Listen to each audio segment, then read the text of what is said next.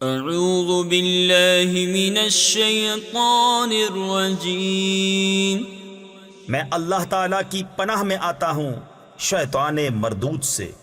بسم اللہ الرحمن الرحیم، اللہ کے نام سے شروع جو نہایت مہربان رحم والا۔ والضحى واللیل اذا سجى ما ودعك ربك وما قلى۔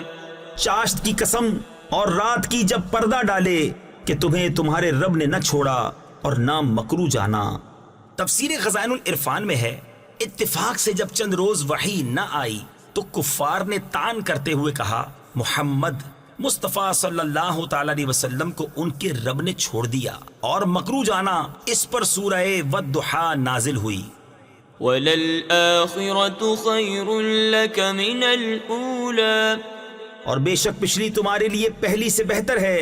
تفسیر خزائن العرفان میں ہے، یعنی آخرت دنیا سے بہتر، کیونکہ وہاں آپ کے لیے مقام محمود و حوض مورود و خیر معود، اور تمام انبیاء اور رسل پر تقدم، اور آپ کی امت کا تمام امتوں پر گواہ ہونا، اور آپ کی شفاعت سے مومنین کے مرتبے اور درجے بلند ہونا، اور بے انتہا عزتیں اور کرامتیں ہیں۔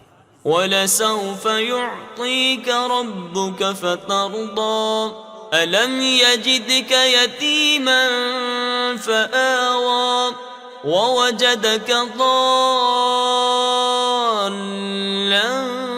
فَهَدَىٰ، وَوَجَدَكَ عَائِلًا فَأَغْنَىٰ، فَأَمَّا الْيَتِيمَ فَلَا تَقْهَرْ، وَأَمَّا السَّائِلَ فَلَا تَنْهَرْ، وَأَمَّا بِنِعْمَةِ رَبِّكَ فَحَدِّثْ۔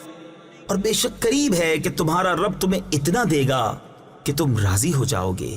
کیا اس نے تمہیں یتیم نہ پایا پھر جگہ دی، اور تمہیں اپنی محبت میں خود رفتہ پایا تو اپنی طرف راہ دی، اور تمہیں حاجت مند پایا پھر غنی کر دیا۔ تو یتیم پر دباؤ نہ ڈالو اور منگتا کو نہ جھڑکو، اور اپنے رب کی نعمت کا خوب چرچا کرو۔ صدق اللہ العظیم۔